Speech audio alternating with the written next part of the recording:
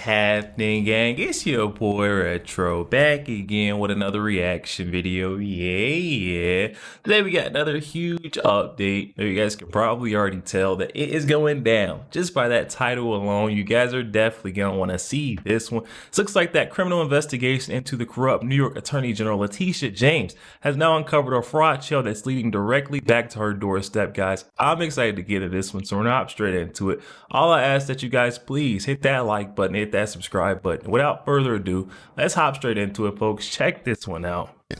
Quote, I hereby declare that I intend to occupy this property as my principal residence. Principal residence means, that's where you're going to be living. These words appear in black and white in a specific power of attorney signed by James and filed in Norfolk on August 17, 2023. Now, many of her other fraud allegations, they go back sometimes a decade or two or several decades. This is just a couple of years ago, y'all. So, this, if true, could certainly be quite damaging on her. Here it says this signed power of attorney is a smoking gun on its own, completely separate from how the mortgage might be interpreted. It stands as a clear declaration of intent from a sitting New York Attorney General to establish principal residency in another state. Now, y'all, this is wild. Now, someone on X actually went to the property, and there was a woman outside who presumably is the other woman who was on this property with Letitia James, and he tried to speak to her. She didn't look like she was very interested in speaking to him. And you're recording me, I'm gonna record you. This is who she says that she's living. She says Letitia does not live here. She says that she is the owner. I am Ryan Davidson. Why are you recording me? I'm on a public street.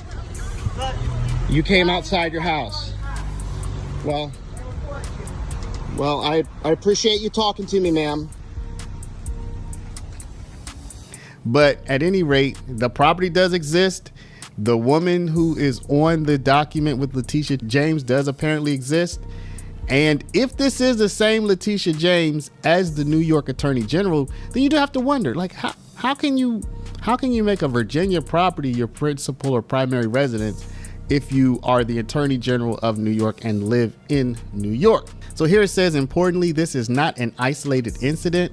Discrepancies in James's mortgage filings appear to follow a longer term pattern, raising broader questions about disclosure consistency. A mortgage document said that Letitia James and her dad, apparently this document said that they were married, okay? So it says, my recent revelations in Gateway Pundit demonstrated that New York Attorney General Letitia James obtained a federal government HAMP loan in 2011 to refinance her apartment building based on false unit information and a highly questionable hardship claim. Now that you are going to see, I'm going to run that later in the video. Okay, so hang on for that. But now we're going to look at an additional claim. There seems to be a pattern of possible mortgage fraud in regard to Letitia James. New questions have now arisen about a home James purchased with her father, Robert James. According to New York City Department of Finance records on May 20th, 1983, so this is quite some time ago, James and her father, Robert James, took out a real estate loan from Cadillac Funding for $30,300 as husband and wife. For the record, Letitia James's mother is Nellie James. So here's a document that says Robert James and Letitia James, his wife, okay? And here's some additional documentation. The husband and wife designation is clear in capital letters on the very top of the first page. The loan was used to purchase a small 888 square foot 2-story home in Queens, New York. Meanwhile, the deed for the property, executed the same day, has a different designation. On the top, it says the property is being purchased by Robert James and Letitia James, his daughter. So y'all, you do have to wonder. I mean, they did sign this apparently, right? So did somebody make a mistake? Or did Letitia James, as suggested here, as a 24-year-old, maybe she had a difficulty qualifying for a mortgage by herself and wanted to pass off her dad as her husband in order to qualify for the mortgage. I don't know, y'all. These are questions that are out there. I'm just covering it because, you know, we cover all of the Letitia James related news here. So let me know what y'all think. Now I'm going to shoot into what we talked about previously, which I would say seems to be a more substantial and a more serious claim about potential mortgage fraud. There's just a lot of kind of shady money situations around a lot of these politicians. Let's take a look at this and then we'll get right back into this apparent situation where she claimed that a 5-unit was a 4-unit in order to get owner-occupied financing. The USAID has given $27 million in grants to the Tide Center, which is the 501c3, it is the fiscal sponsor that gives the 501c3 status to the Black Lives Matter Global Network and to a group called Fair and Just Prosecution, which is basically manages prosecutors who are simultaneously funded by the Open Society Foundation. So they work with Alvin Bragg and Letitia James and all these other ones. Now, what you are seeing on your screen, on the right side, you are seeing Letitia James. She is the Attorney General for the state of New York. On the left side, you are seeing an ex post by Owen Gregorian, which is going to detail potential, alleged, possible mortgage fraud by Letitia James. Now, y'all, we are covering this. We're about to get into it. So hold on to your seats. Let's take a look at what Owen Gregorian is saying here. Big development. Is Letitia James guilty of mortgage fraud? Joel Gilbert, the Gateway pundit. Let's take a look. For over 2 decades, Letitia James repeatedly claimed her Brooklyn apartment building was a 4-unit property on mortgage applications, despite official records proving it had 5. Now, y'all, that 1 unit, it might sound like, well, what's the big difference? Y'all are gonna see there's a big difference between a 4-unit and a 5-unit. Huge difference. This may seem a minor discrepancy, but misrepresenting the unit count enabled her to secure more favorable loans, including a 2011 home affordable modification program loan that saved her tens of thousands of dollars annually. Now the same legal principles she used to prosecute others may be turning against her. Following a comprehensive 3-year investigation by my office, including witnesses, interviews with more than 65 witnesses, and review of millions of documents that were submitted by Mr. Trump and others, I am announcing that today we are filing a lawsuit against Donald Trump for violating the law as part of his efforts to generate profits for himself, his family, and his company. The complaint demonstrates that Donald Trump falsely inflated his net worth by billions of dollars to unjustly enrich himself and to cheat the system, thereby cheating all of us. He did this with the help of the other defendants, his children, Donald Trump Jr., Ivanka Trump, and Eric Trump. It all began in 2001 when Letitia James purchased a 4-story multifamily apartment building with 5 apartments in Brooklyn for $550,000. In 2005, James refinanced the building with an adjustable rate loan that started at an interest rate of 7.2% with a ceiling of 10.2%. So this is the type of loan where periodically your rate will go up or down based on the rates of the market, okay? For the next 2 decades, James took out refinancing mortgages and always listed the number of units as 4. However, the official record in the most recent certificate of occupancy, dated January 26, 2001, says the property is legally classified as a 5-family dwelling. In the world of mortgage lending, this is a critical distinction. Now, let me tell y'all why. Because anything between 1 unit and 4 units, you can get single family home type financing. It's not considered multi-unit. And the single family home financing, you're gonna typically get a better rate.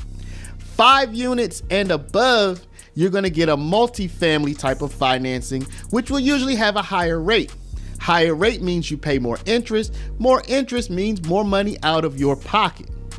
So fast forward to 2011, with her 2005 adjustable rate mortgage likely escalating to 10.2%, James sought relief from HAMP, a federal initiative under the Troubled Asset Relief Program, TARP, that was from the 2008 financial collapse.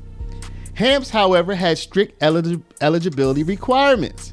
According to its official Making Home Affordable Program handbook, eligibility is limited to owner-occupied properties with no more than 4 units. So when I said single-family home earlier, what I meant was owner-occupied, y'all, okay? So owner-occupied is up to 4 units. The reasoning was clear. The program was aimed to assist regular homeowners, not landlords of multifamily unit rental apartment buildings. So do y'all see? So if she lied basically on her mortgage application, now I am certainly not saying she did. I am simply saying that this is what this post is claiming. And here you have documents which you can review. Okay, I'm gonna put a link to this post in the description and you can review the documents for yourself and you can see if you think that potentially Letitia James made a mistake. Is this all just invented or did she actually commit mortgage fraud? Check this out, y'all. Now, y'all, I am definitely not saying that any of this is actually true because I don't know, but there's been a steady trickle of this kind of information coming out about Letitia James over the past several months and even more than a year. We've already done 2 videos on this, okay? Major damage videos because they have been talking about this. Trump's allies have been talking about this on X, and now it looks like it might be picking up some steam. Now, you may wonder, okay, let's say it is true. If it were true, what kind of crimes could this constitute? For one, she is the top prosecutor in New York. It is very unlikely she's gonna prosecute herself. And it's unlikely that any of her fellow prosecutors in New York are gonna put a case on her over this. So forget the New York stuff. She's not gonna face any charges in New York. But might there be federal charges? Might there be federal charges? Well, I wanted to research this and I came up with a few different federal charges that could be in play. One is mortgage fraud. Now, again, I am not accusing her of this. I am simply saying if these allegations were substantial, mortgage fraud would be one of the charges. Bank fraud could also be one of the charges. False statements to the federal government and conspiracy to commit fraud. Now, the thing is, this is the big thing. All of this happened allegedly in 2011. And most, if not all of these charges would have a 10-year statute of limitation. Yo, there we have it, guys. Oh my goodness. In the words of that New York Attorney General, Miss Letitia James, no one is above the law. So we should definitely see some penalties, some consequences coming for her for blatantly lying on these government applications. I mean, she lied in order to qualify for these government assistance programs, these tax breaks, and to lower her interest rate. So she should definitely face some penalty for that. I mean, she came after Donald Trump for the same exact thing, misvaluing his assets, Mar-a-Lago, saying that, you know, it was worth more than what she thought it was. And she tried to come after and take his whole empire down behind it. So hopefully we can see the same coming for her. I mean, they're saying or arguing that statute of limitations may be a factor here, but I don't know, guys. They came after Donald Trump despite the statute of limitations in many cases. We've seen Alvin Bragg doing it. We've seen the same thing happening in the E. Jean Carroll case. So I don't know, guys. It all seems like fair game. All this should be on the table, and hopefully the Trump DOJ is looking into coming after her for the blatant corruption. Oh my goodness, guys. Definitely hop in the comment section. Let me know your thoughts. Comments are open, and I'm excited to hear what you guys are thinking on this. Also, make sure you guys please smash that like button and hit that subscribe button. If you'd enjoy more content like this, catch you guys on the next one.